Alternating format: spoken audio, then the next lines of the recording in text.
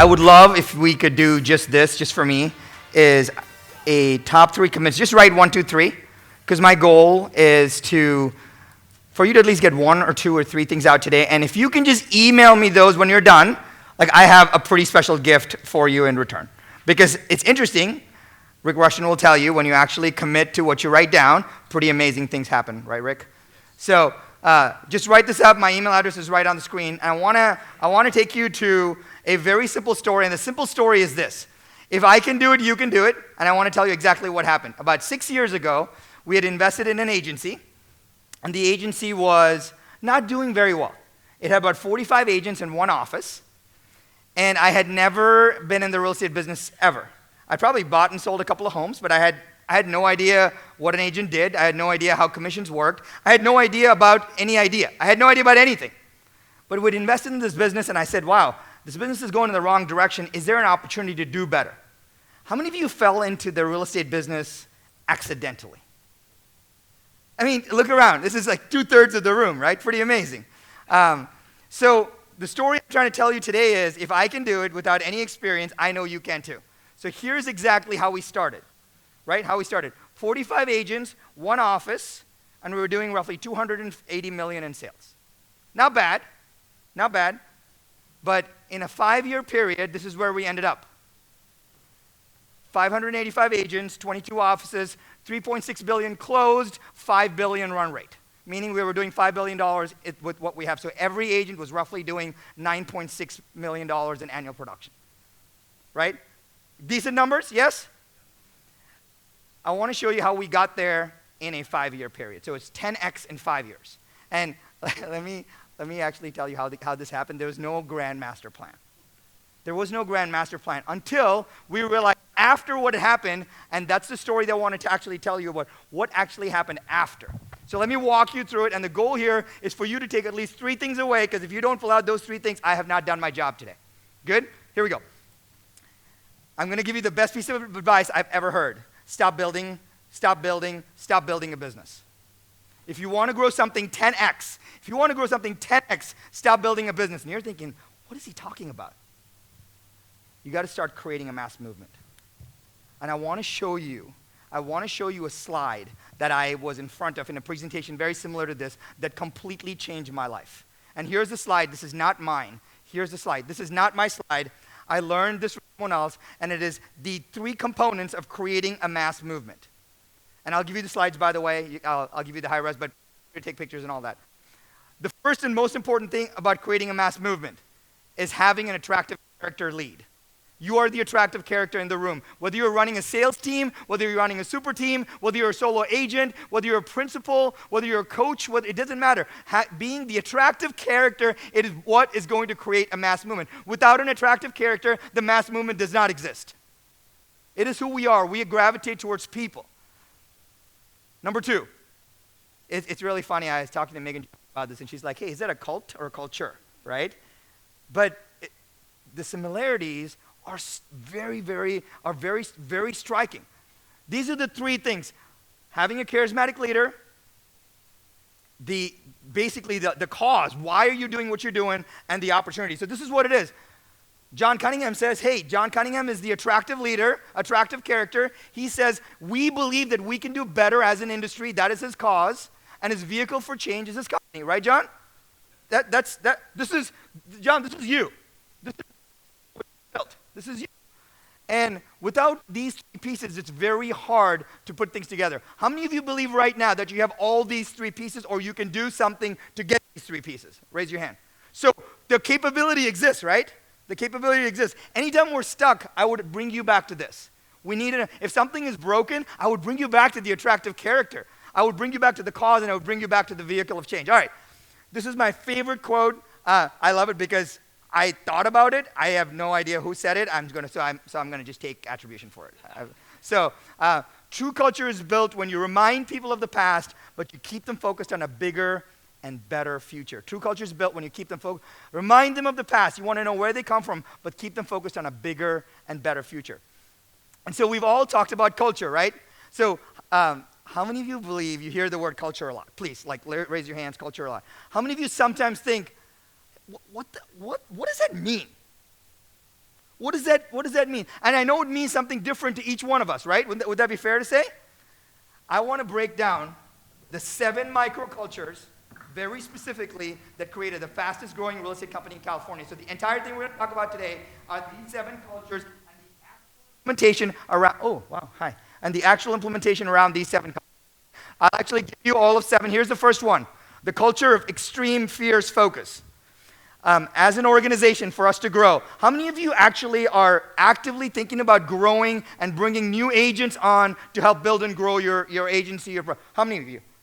Okay, the entire room, all right? So we believe that there was no way we're going to go from $280 million in sales to $3.3 billion or $5 billion in sales if we didn't have agents.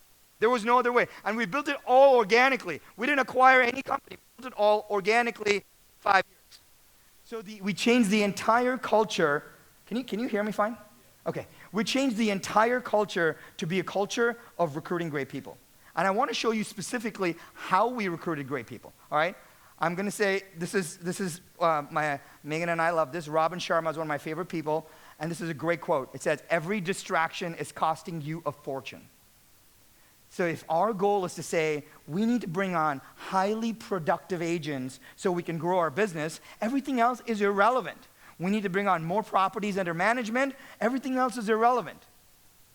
We end up doing all these other things, and we forget what is really, truly important. Every distraction is costing you a fortune. So I'm gonna deconstruct what I call the daily huddle, all right? Every single morning, here's how we recruited. Would you like me to tell you exactly how we recruited? We had 10 sales managers out of our 22 offices.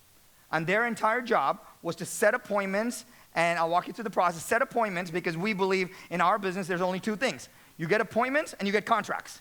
That's real estate for you, right? Get a bunch of appointments, the appointment lead to a bunch of contracts, you make a bunch of money. That's all it is. Like, don't overcomplicate this, right? Same thing for recruiting. You get a bunch of recruits, you make a bunch of offers. That's it.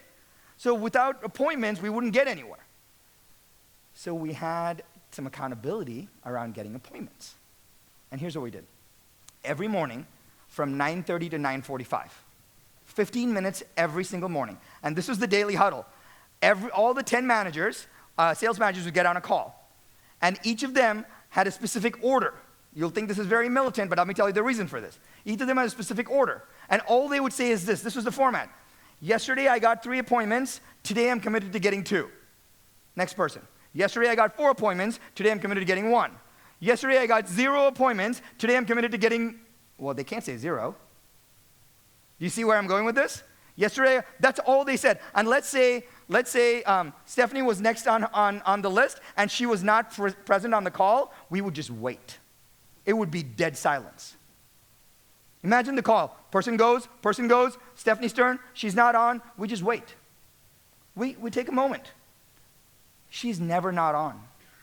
You might think that's crazy, but for 15 minutes a day, I think we all can commit to 15 minutes a day. 15 minutes a day. What did I do yesterday? What am I committed to doing today? I will tell you just that 15 minutes every single day was the cornerstone of us having great recruiting. Can you imagine in your business if you had your entire management team get on a 15-minute call and said, here's what I did yesterday and here's what I'm committed to doing today? Wouldn't that change the entire face of your business? It seems so small, but it would change everything. But here's the best part. My COO, who's very analytical, did this. He actually had this is Trello. How many of you seen Trello? It's just a swim lane, and let me see if my pointer works. So it's essentially, hey, I got a bunch of candidates. I'm going to set up a call with these candidates. I'm pursuing these candidates. I made an offer to these candidates. I'm onboarding these candidates. That's it.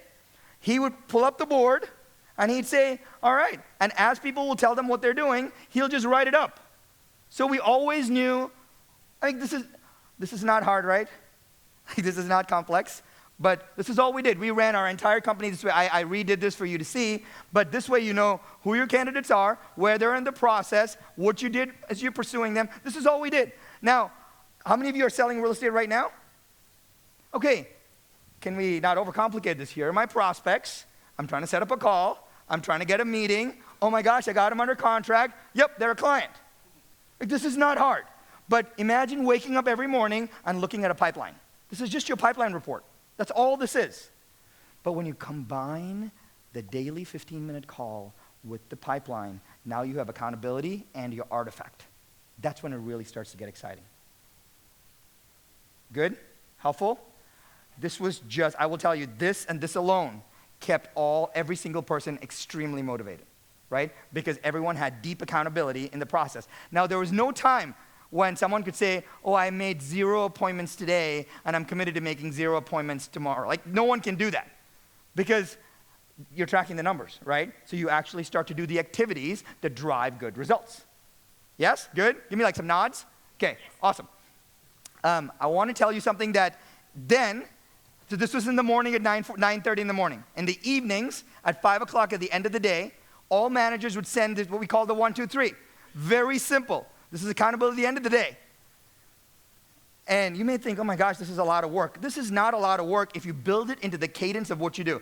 This is what they had to do. They had to do, hey, who was the new person that they spoke with? Who were the two follow-ups that they did? And who are the 3 agents that they talked to inside the company that they delighted and connected with today? So for example, if I talked to Rick Rushton, the new agent, I would say, Rick. My second would be I followed up with Megan and Stephanie. And the third, I would say I talked to Michael, Shane, and Shane. And they would send it to everybody everybody on the leadership team. Imagine between 5 p.m. and 5:30 p.m., everybody hitting reply all and watching the energy happen.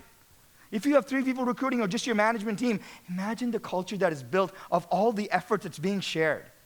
Now, if you're a sales agent, same exact thing. What is the one new person I talked to? Who are the 2 new people I followed up with? And who are the 3 active clients that I actually managed through the process? You're staying with that every single day. And when you have a team, a super team, a group of agents, just imagine the daily accountability that happens around this. This is all you have to do. There is nothing else. Like, technically, you can be done right now. You can leave, right? Because you get your morning 15 minutes and your evening email. This is how we bookended our recruiting. How many of you may consider doing something like this in your business? Okay, good. Michael, I got some take-home value, right? Keep going. Everybody will tell me this. Oh my gosh, Sharon, we're so busy. We're managing deals. We're coaching agents. I got this seller fire to put out. I got this to do. I got that to do. We all get busy, right? So at our companies, we had this policy. You set the mornings aside for opportunities. You set the afternoons aside for operations. No one can tell me any different. In the mornings, we do opportunities because you're fresh. In the afternoons, you do operations. Hey, we all have to do admin and operations. Like, there is no way you have to respond to email, you have to respond to phone calls, you have to do admin stuff, yes? Yes or yes? But we don't want to let our admin stuff get in the way of our opportunities. So just bucket your day. In the morning, I do opportunities. In the afternoon, I do operations. Our teams do not do operations in the morning unless they're customer service. They don't. That forces you to at least dedicate 50% of your time to building your pipeline, to building growth, and there is no excuse. So if you're an active sales agent right now, you should be thinking, okay, how can I actually set up my mornings for growth? And if you have 3 admin things to do, you just have to push that to the afternoon. I'm just asking you to bucket your day because it completely changes how you prioritize. John, you have a great way of prioritizing different things in what you do in your day, but managers will just tell me, oh, I got all these deal doctoring things to do. I'm like, I appreciate that, but mornings are opportunities, right? Mornings are opportunities. Because when you get to the afternoons, you get tired, you get slow, etc. Good? Okay, keep going. Number 2, the second culture. The culture of synchronized vocabulary. The first one was culture of fierce focus. The second was a culture of synchronized vocabulary. Imagine if your entire team, I learned this from Michael and Shane, on how synchronized their language patterns are. Because every time you talk to them, you feel warm, you feel protected, you feel inspired, because they're so thoughtful about what they say every single time. Wouldn't you agree? They're so thoughtful. And that comes from being very, very intentional, being by design. And how many of you have heard these words, recruiting and retention? Like, put your hands up. Can I tell you there can't be worse words in our business? Retention. Like, think about it. Hey, it's like, I got you in the company. I'm going to headlock you. I'm going to make you stay as long as possible. Retention is terrible, right? The connotation itself is terrible. Retention is like, oh my gosh, I got to take Steen to lunch because, it's just like, I got to retain him. That's terrible, right? Think of different words that will change the way you think. We were not allowed to use recruiting and retention. We changed it to attracting and connection, right? You want to attract people to your brand. You attract people to your culture. You want to, because when you attract great people, they connect with who you are, and it's not a recruiting sales pitch anymore. It's not, yes, the function is recruitment, I get it. But connection, people stay because of connection. People stay because they're connected to who you are, the values that you have. Retention is language is really, really powerful. The language shapes our world. If there are words that are just part of the industry, we have to change them so that they blend into the culture of who we are. Retention, I will tell you right now, just if you did nothing else, just stop using the word retention. It's so sad. Like, we should never use it ever again. It doesn't give the people in our organization the respect that they truly deserve for what they do for us. As you can tell, this means a lot to me, right? Connection is way more important. Does that kind of strike a bell, ring a chord? You know, can you tell that we use the words that were just handed down to us from time to time, and we don't need to. This is how we recruited. I would say the first question we would ask is, many of us just have DNA, right? We just say, are they Cunningham's DNA? Are they Ray White DNA? You know, are they Gary Peer DNA? I don't know your DNA, but I would ask our managers the first question: is she TELUS DNA? Tell us what's the conversation. Is she TELUS DNA? If she said no, I don't even care. I don't care. It's super hard to build people into your culture that even though they're great producers, it is just super hard. I will tell you right now, the worst thing you can do is bring someone into your company that DNA is not right, Megan? The worst thing you can do. First question, is she TELUS DNA? Second question, is there a model match? The agents out in the world all have a very simple perspective on the world. And they say, I believe that, I want to be with a boutique. I want to be with a big franchise. I want to be with an independent. I want to have my own name on the shop. Different agents are of different ilks, and that's okay. But you want the right model match. If you can get the model match, it gets very exciting very quickly because they believe in the model, and then you never have to do retention anymore, because they just build and they're part of the model. You never have to retain anymore. I never had to take anybody to lunch because they were already bought into who we are. That gets really good. All right. I'm going to give you something. This was the actual script that every single sales manager used in the first meeting with the recruit. Okay? Let me read it to you. When you take at least 7 listings a year, and I want to break this down for you. When you take at least 7 listings a year, the TELUS platform can save you 1 day a week. What would you do with an extra 52 days a year? Now, there are a bunch of things that are happening here, right? It took me a while to write this. When you take at least 7 listings a year, what am I doing there? Qualifying, right? That's a baked-in qualification. It's very specific. And so if I say that, and the agent tells me, I only did 4 last year, what do I have the opportunity to do right now? I can coach. I'm like, you did 4 last year, why? And now can I actually get you to 8? Can I show you? I can show them. If they already did 7, they're like, what do you mean? I already did 7 and you're going to give me 52 days back a year? Now the answers generally are, how is that possible? Now I have to deal with the disbelief. So I can coach on disbelief. They can say, how can you do that? Like, there's so many things that need to get done. That's the operator. Now I have to show them process. Right? So when someone answers this question, you instantly know who they are, and you can actually coach to that. I have every single sales manager will ask this question, and based on the answer, they will actually walk them through the recruiting process. If you don't have an anchor question on recruiting, everyone is just flying by the seat of their pants. The anchor question actually is the gateway to your organization. There was nobody allowed to ask any other question because you never knew what else you would get. Is this helpful? So if I asked you, let's role play. If I asked you, how many of you do 7 listings a year at least? Give me raise your hand. Claudia, if I asked you, if I told you, if when you take 7 or more listings a year, the TELUS platform can save you 1 day a week, what would you do with an extra 52 days a year? Okay, this is good. So she would say go on holidays. What should I instantly be thinking? Yeah, I should be instantly thinking, this is interesting, right? So now that gives me a view into her personality. I don't have to talk to her about my brand anymore. I only have to talk to her about how the business works to continuously support her mission, her vision, her values of taking more family time off.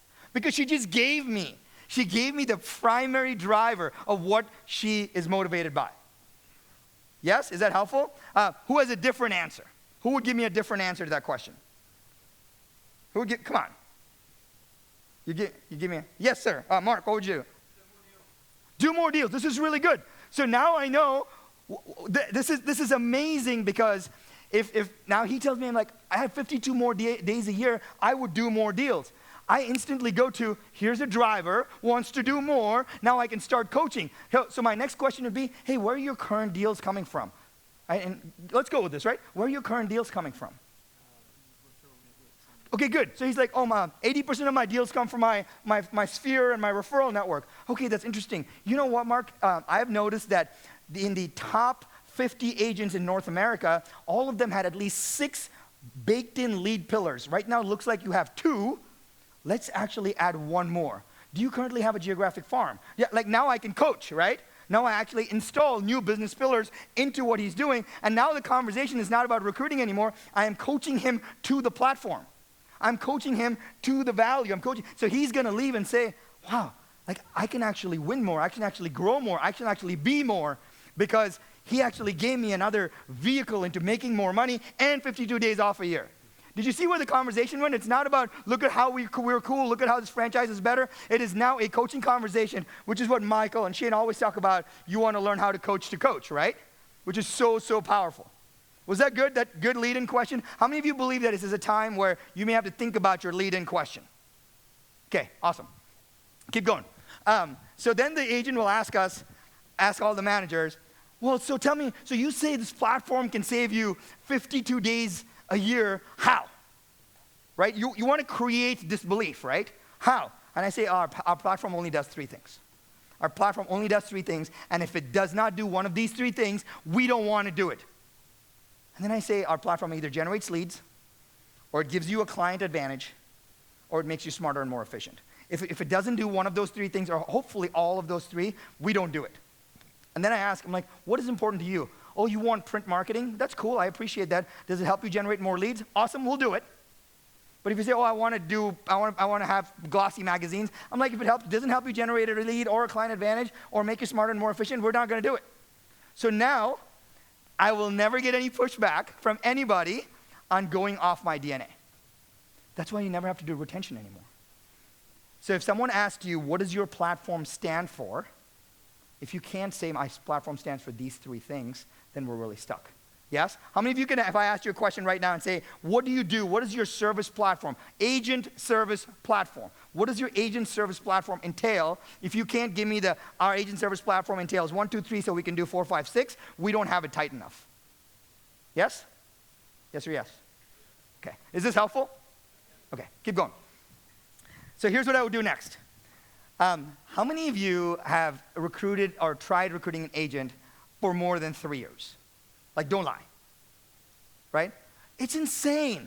It's insane. Right? We want to be the nice person. We keep having the coffees. We keep having the meetings. We keep having the lunches. Oh, how's it going, mate? I saw your sale going on. Isn't it, sir? We do it over and over and over and over and over. And you have this, and it's crazy if you're an agent and you're taking those meetings, dude, come on. It's like you're totally leading that person on.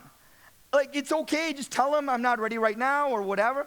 But here's the part. It is our responsibility as principals to lay out the process for how they join our company. It is not about just keeping on talking to them. I will tell you right now, it will crush you.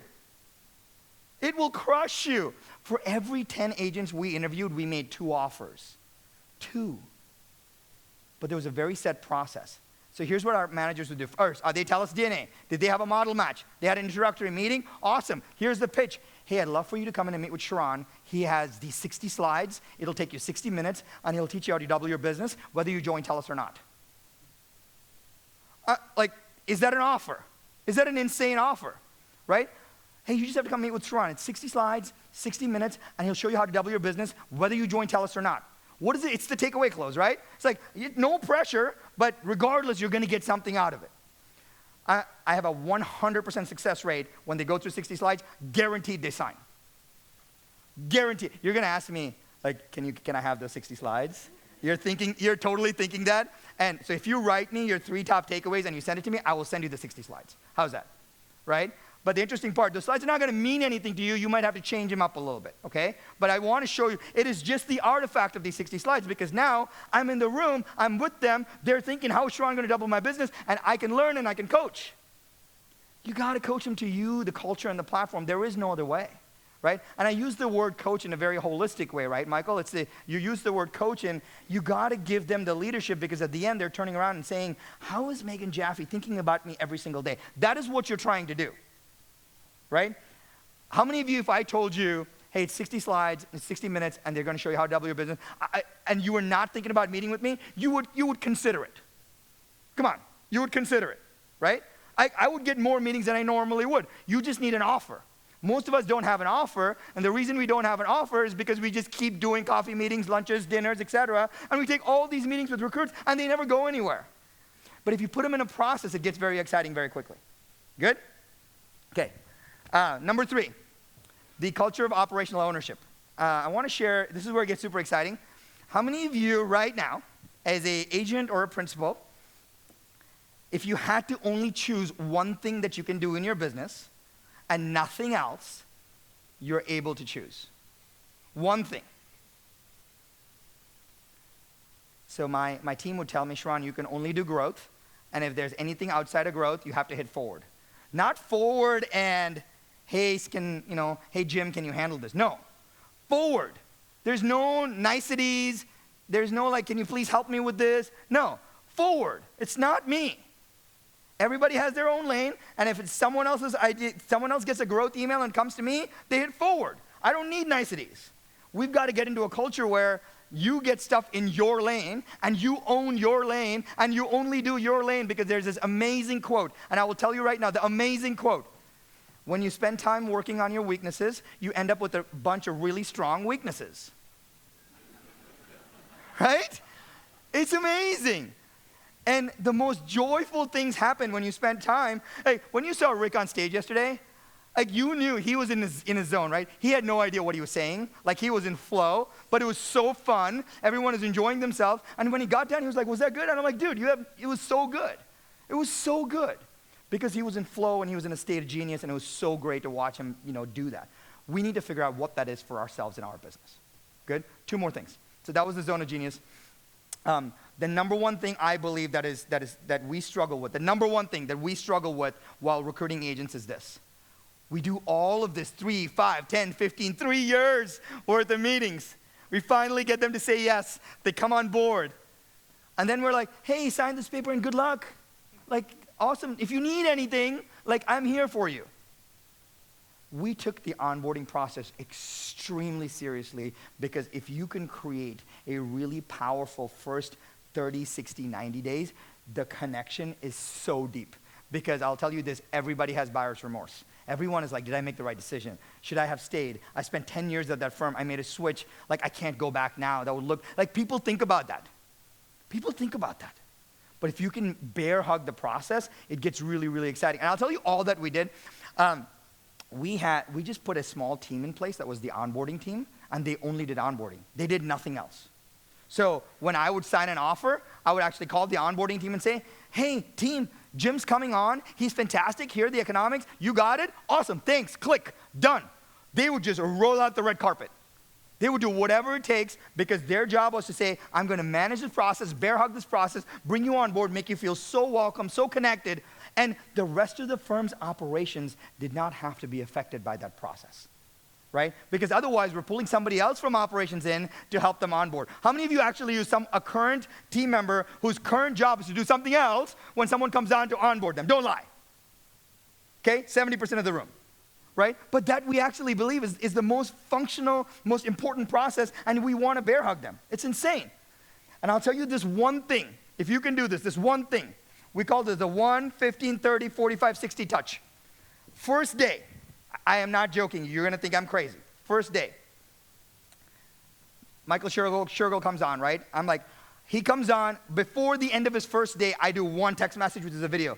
Hey, Michael, it's Sharran. I just want to tell you, getting to know you over the last few years has been amazing. I cannot wait to support your business. Welcome. Welcome to TELUS. That's it. That's it. That's my first day. 15th day, my onboarding team reaches out to one of the partners and says, hey, Sharran, it's your turn to check in. 30th day, they reach out to the next partner. Hey, Jim, it's your turn to check in. 45th day, they reach into the next partner. Hey, Johnny, it's your turn to check in. 60th day, reach out to them. So in the first 60 days, every 15 days, someone has checked in with them from leadership in the process. And this is just managed by onboarding team. You don't have to do anything. I just get an email in the morning that says, hey, you have to check in with Rick today. It's his 15th day check-in. That's it. And I'm like, oh my gosh, Rick, it's been 15 days. How's your... Can you imagine that? But then the 30th day happens, the 45th day happens, and the 60th day happens. I will tell you, so many issues get bubbled up during that time. Hey, everything's great, Sharon. I still don't have business cards. I'm like, you don't? I'm like, dude, hold on right now. I'll be right back. Dude, no business card. What are you doing? Right? Oh, hey, man, it's totally cool. You know, they actually printed with the wrong set of names. We're going to get you 2 sets of cards. Everything's cool. Other than that, how's it going, right? You actually have the ability to solve it. Otherwise, you would never know what happened. I would tell you just that our new agents coming on board, because we were bringing on, I mean, think about it, right? We went from 45 to 600. We're bringing on a lot of agents, and we wanted to make sure everybody felt part of it. I would have to do a lot of check-ins, but it's not hard when you make it a part of the process. Good? Okay. Is this like installable, practical, that you can take away and do something with? Okay, good. I told you about this yesterday. The $50 mandatory delight budget. Hand the operations team $50. You have to spend this week. I don't care who you spend this on. Make it amazing. And they're like, this is awesome. So now they go get to do whatever it takes to make it amazing for the agents, for whoever, right? The staff really, our teams really started to appreciate having small little, just creative freedom built into their schedule. Okay, good. I'm gonna get, this is my favorite part. This is my favorite part. I want to show you something that happened. It was an accidental, what I call this accidental epiphany. I was sharing this with Michael. So how many of you in the last 6 months have been on a listing presentation? Okay, very good. So we had my first maybe 2 years at the company. I'd never been in a living room. I had no idea. I had no idea. But I've been on Wall Street. I'd been in boardrooms. I had decent sales experience. One of the agents told me, hey, Sharon, I have a $50 million listing presentation in Beverly Hills. I have no idea what to do. And he's one of our top agents. I said, hey, let's prep. Let's go on this together. Right, so we prepped, and we went on the meeting together. And I have to tell you this. He was terrible.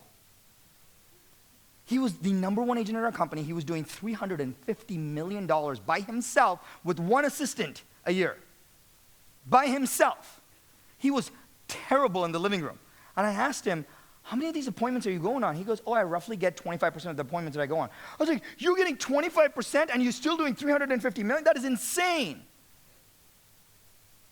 So I decided that there's an opportunity.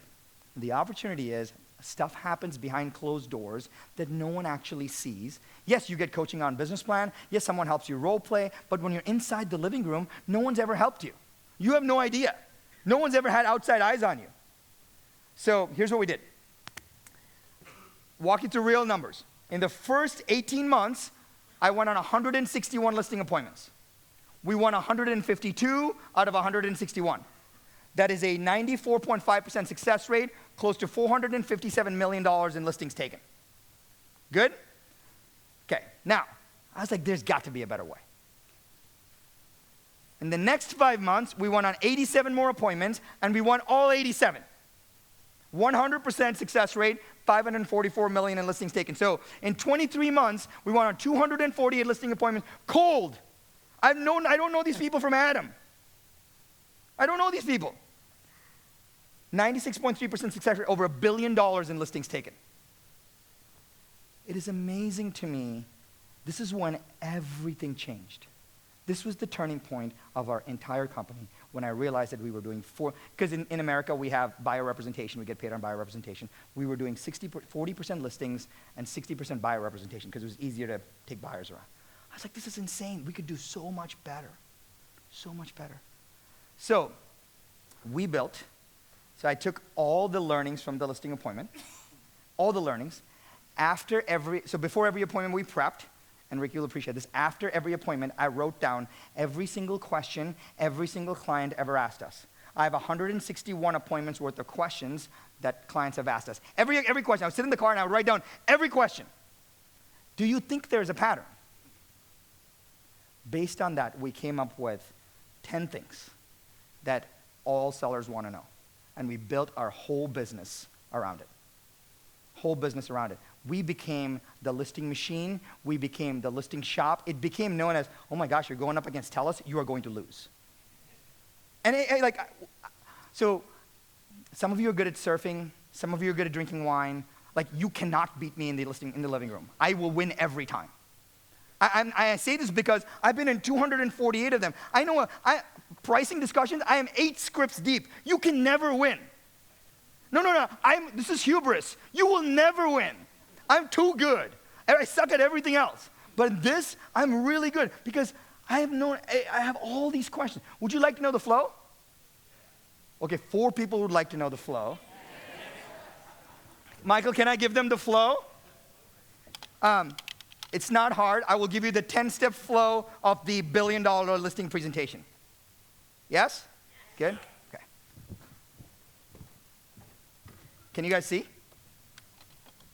So Sharon, I think what Sharon really needs is something like a bring it on. So in an Aussie style. So 1, 2, 3, guys.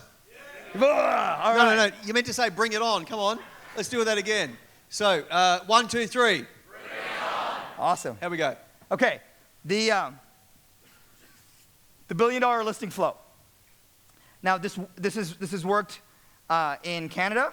This has worked in the UK.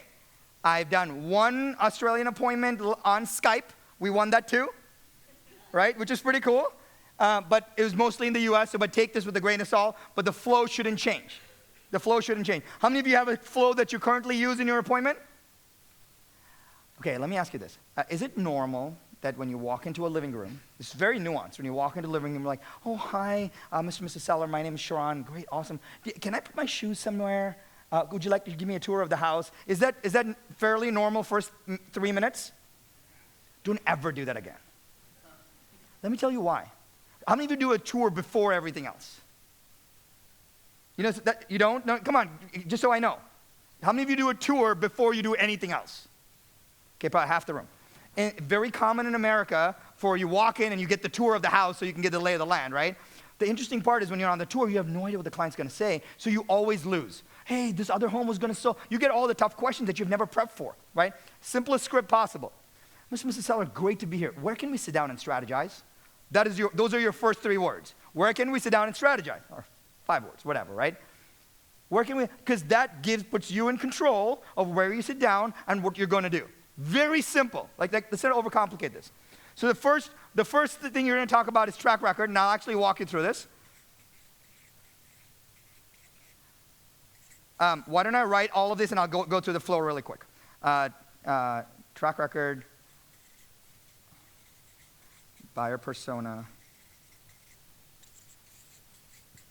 Can you read my handwriting? Activation.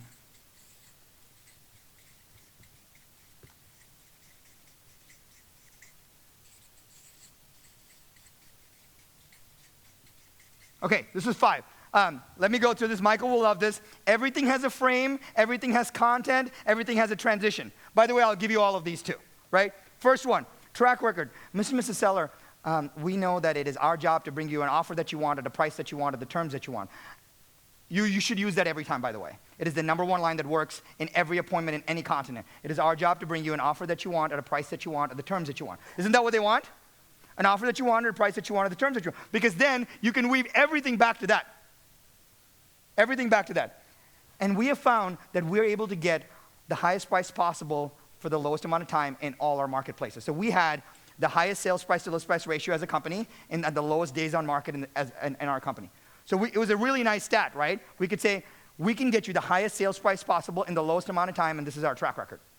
That's a compelling argument. I guarantee you have something. Either it's your personal, or there's some company track record, or you're Gary Peer and you have 46% market share, whatever it may be, 61% market share, whatever you have, which is insane, right? So always start with track record.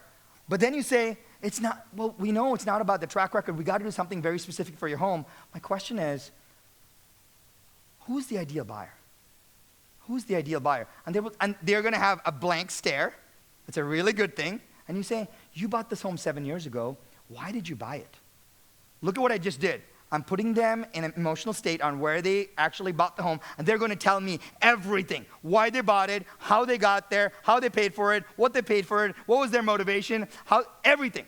Because now you put them in a state of why they actually got it, right?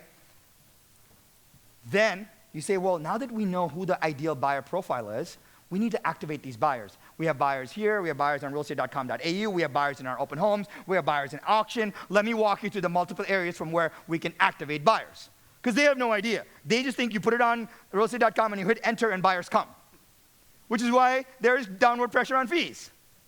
But if you tell them here are the various places in which we activate buyers, they know that you have the secret sauce.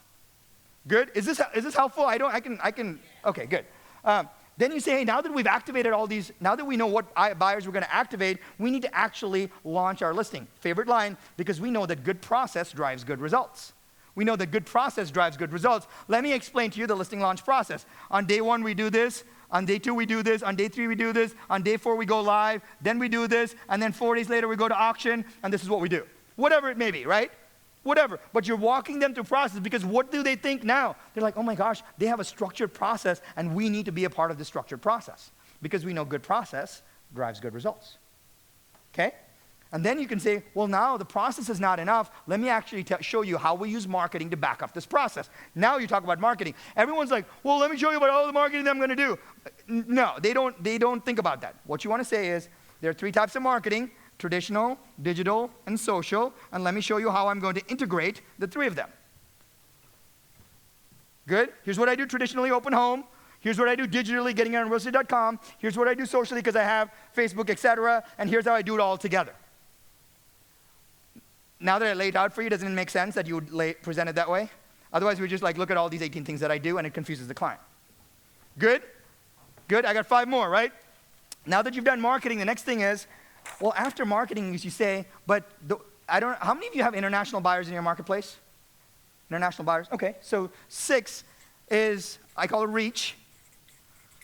Not only do we have buyers activated locally, but we can go regionally, we can go nationally, and sometimes even internationally. Let me show you the plan through the process. Locally, we do this. Regionally, we do this. Nationally, we do this. Internationally, we do this.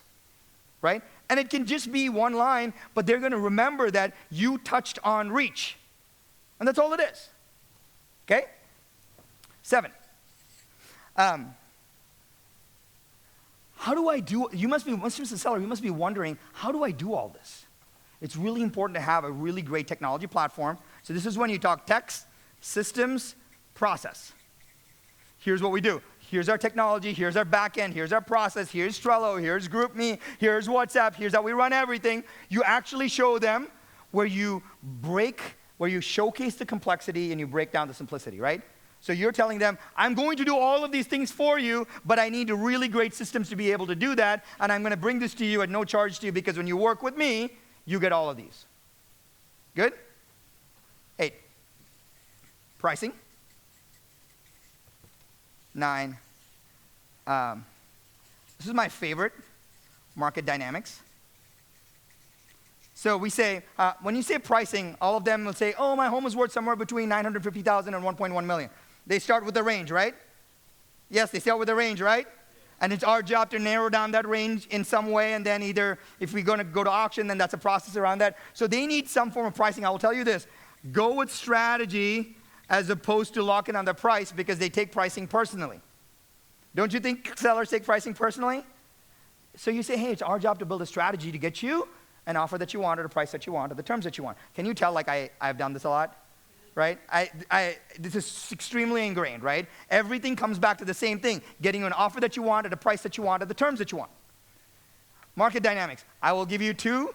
You should use this every time, and this will blow your mind because it will blow the client's mind every single time. Here's how I do it. Mr. Seller, there are 131 million housing units in the United States. There are 13.2 housing units in in California. There's 1.7 housing units in Los Angeles. In this neighborhood, there are 542 homes. The average sales price is $1.3 million. There's 7 active, 3 pending, and 4 sold. And out of that, 1 has had a record price. Would you like me to show you the 7-step process in which I can get you to be the next record price? Hold on. I'm not done. Okay? Now, you say, Mr. Seller, there are 9.1 million homes in Australia. There is 2.85 million homes in New South Wales. There's 1.87 million homes in Sydney. This neighborhood, those are real numbers. I actually looked them up, right? This is not hard, right? It's Google, right? And you can say this neighborhood has 542 homes. The average sales price is 1.6 million. There are 8 on the market, 3 under contract, and 4 sold. It has 1 record price so far. Would you like me to show you the 7-step process in which we can get you to be the next record price? Do you think after that they can say anything? Because now your 7-step process is irrelevant. You can say whatever. You can be like, would you like to go to dinner with me? Whatever. You still win. Because you've just shown them that you know macro to micro, right? And you think that's hokey to say that, but going macro to micro is super, super important, because now just saying there are 5 active listings, 3 under contract, and 2 sold, they know that too. But when you put it in context, they're like, oh my gosh, like Rick knows everything, right? That's what you want. Good? Helpful? Do you see I'm like a total nerd about this stuff? Okay. Last one that I don't see a lot of people talking about is what we call, I mean, you might call it something else. We call contract to close. Do you call it something else? Settlement, just the settlement period, right? Once you actually accept the offer, a bunch of stuff happens in that period. We keep deals together in that period, right? That they don't have any idea about. We never talk about the underbelly of the beast. Would you agree that this is a complex process where negotiations still happening, inspections are happening? Like a lot of weird stuff happens there, right? But they have no idea. They just think, oh my gosh, like Megan hit a button, it's realestate.com.au, we got a little auction, like why should I pay her 2.5%? That's what they're thinking, right? But they have no idea what we do. Showing them, hey, once it goes under contract, these are the 7 things that we do, this is how we negotiate for you. Show them everything. That's when it really starts to get exciting. All right, is that helpful? 10-step process. It starts with track record. You say, now that I have this track record, I need to figure out why you bought this, who's going to buy it. If you're going to figure out who's going to buy it, where do you activate them? Where do you activate them? You actually go, how do you launch a listing? How do you launch a listing to marketing? Marketing is done, traditional, digital, social, integrating all of them. You need reach. Once you get reach, you figure out you need a platform to deliver reach. Now let's talk about pricing. Pricing to market dynamics, macro to micro. Let me show you what happens when you get under contract. This is 2-day listing presentation workshop that I do that you got in like 7 minutes, right? And the pre-launch process that you saw, which was the whiteboard with me pointing, that's all a part of the pre-launch, right? So we do the whole thing. But is that, like, did that give you some ideas? Okay, ma'am. Great question. Do you do all this before you do the tour? Okay, awesome. Mr. and Mrs. Seller, could we sit down and strategize, right? You want to take the tour when there's a natural break in the conversation. Generally, that break happens right about here, because when they start talking about pricing, you're like, oh, I'm so glad we should talk about pricing. Let's walk the home together. You stop and you walk when you're talking, because now it's very framed that you're walking the home when you've already shown your value prop. They can't say anything. You have won already. Now it's just a question of what you may price it at. You don't have to lose on pricing ever anymore. You don't have to have someone else buy the listing anymore. You don't have to defend the value of some other outlier sale that just happened in the neighborhood. Nothing. You never have to do that when you can frame it. And the natural break also helps you get up and stretch and do all of that. So it's really good kind of kinesthetic way to work through it. Good? Is that helpful? Okay, awesome. Is it good? Is this good? Can I run back? Michael, you had a thought? Sharon, a question. So you're obviously in the onboarding process. A new agent would come through this process pretty quickly. Yeah. Yes? Yeah? Yeah. Second, how often would they need to do that 2-day workshop for them to actually cha-ching get it? You should at least do it once a year. Once a year, yeah, okay. It should have, because every time I do it, my last one was, I had a bunch of new stuff, and then I found the whiteboard, there was a bunch of new stuff, and I found a new tool, there was a bunch of new stuff. We're constantly reworking that, and so you get, and here's what I do with everyone that's attended the workshop. I just keep giving them videos of my newer workshop. You almost never have to be there after you do it once. Awesome. And we do it like video role play together, like Michael, just like you do. Like, let me role play, let me see you do it, because when you get the language patterns down, saying, hey, Mr. and Mrs. Seller, it's my job to bring you an offer that you want, a price that you want, the terms that you want. You're actually building confidence, right? You change, we figure out modalities and breathing and all of that. It's very helpful when you can get it nailed down. Yeah, fantastic. Good, is that helpful? Okay, I'm firing through it. I'm on schedule. Okay, so here's what we did. How many of you do sales meetings in your offices? Sales meetings or office meetings, etc., right? So here's what we did. We used to do sales meetings, and we decided that after we learned that we're going to become this listing machine, that we were never going to do sales meetings anymore. So we called it the mastermind effect, and every sales meeting, no service providers, no legal updates, no operations, no turn in your forms, no party tomorrow, no announcements, nothing. Sales meeting was pure capabilities and value. You would show up in the meeting, and we would say, today we're going to talk about pricing, right? And I'd say, Rick, I walked into this appointment, and the client said, well, Jimmy said my home was worth 1.3, and you tell me my home is worth 950. What would you say, right? And Rick's like, you're not giving me any context to this. I'm like, go. So Rick started through it. He works through it. I'm like, that was awesome. Thank you so much for doing it. Then I go to the next person, right? And then we do it 3 times. And then they're like, okay, Sharon, that was cool. You do it. Right? And I go, well, great. How many times? I do it 4 different ways. And then I'm like, can we do it again?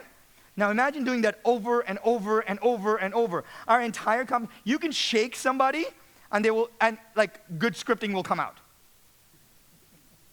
So for example, I will tell you this, my favorite test when I go into a listing appointment, coaching with a client, with an agent is, $1 million home, we should all know this, by the way. We should all know this. $1 million home, I know there's an auction environment, but think about this for a second. $1 million home, we think market is worth $1 million. We could price it maybe, the range is 950 to 1.1. Is that cool? It happens from time to time. So I'll ask this agent, so tell me, you think it's worth between 950 and 1.1, you're not sure where the client is, how do you present the range? Well, and they'll do the, well, right? And I go, no, present the range, because you need to present the range without boxing yourself in and still win. Here we go. Mr. and Mrs. Seller, we think about pricing not just as an absolute, but as a pricing strategy. Here's how we think about it. We know that in the current market conditions, it's somewhere between 950,000 to 1.1 million, but I don't want to scare you when I say that. We actually think about it when if we price the home at 950,000, we call it event pricing. We want to create an auction-like environment to drive a lot of buyers and momentum.